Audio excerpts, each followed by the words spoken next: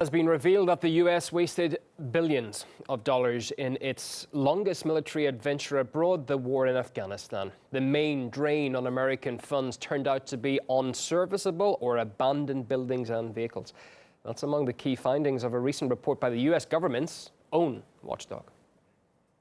Of the nearly $7.8 billion in capital assets reviewed in its prior reports, Special Inspector General for Afghanistan Reconstruction identified about $2.4 billion in assets that were unused or abandoned, had not been used for their intended purposes, had deteriorated, or were destroyed. Yeah, not a rosy picture. The SIGAR report also found that since 2008, just over $1 billion of US-funded assets were used as originally intended. That's out of almost $8 billion, and only $340 million worth of equipment is in, quote, good condition, maintained. The US war, just to go through it in Afghanistan, it began quite a while ago now, 2001, but despite pledges from various presidents to withdraw troops from the war-torn country, there are still around 2,500 American soldiers there. Brian Becker from the Anti-War Answer Coalition believes American tax dollars could have been better spent. This is amazing levels of waste and fraud and abuse and perhaps theft. You have $2.4 billion of equipment that's no longer available to be used. Buildings that were constructed and can't be used because they're in disrepair. But this is reflective of how the Afghan war has gone from the beginning. Hundreds of billions of dollars have been spent, and I would say tens of billions of dollars have either been looted by American military personnel or their allies in Afghanistan, or the money has been completely disregarded. So it's fraud and it's abuse.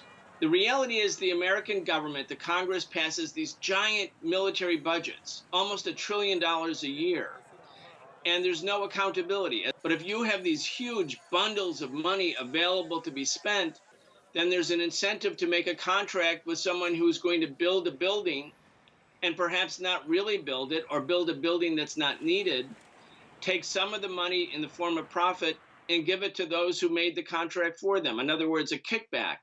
This is a big system of criminal activity, and it is a form of corruption, but because it's in the name of national security, in the name of defense, no one asks important questions. Well, another report from the same government watchdog has highlighted the failures of American gender equality programs in Afghanistan. Let's go through that a little. In just over the course of a decade or so, $110 million were spent to support the project. But all the effort, the money seems to have failed at making any significant impact on that subject. Despite the apparent shortcomings, the conclusion of the report is that the program should continue. U.S. foreign policy expert Ali Risk says Washington has repeatedly failed to see when something is clearly not working.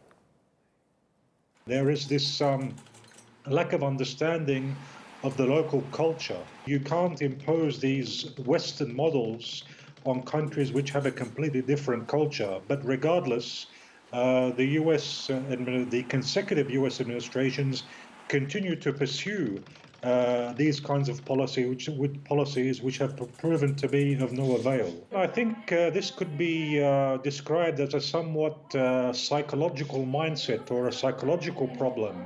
The US continues to stick to policies despite the fact that these policies have proven to be utter failures. I think it's a kind of addiction, if you would like, addiction of American supremacy, trying to show that America is the one which knows these solutions for every single problem in the world.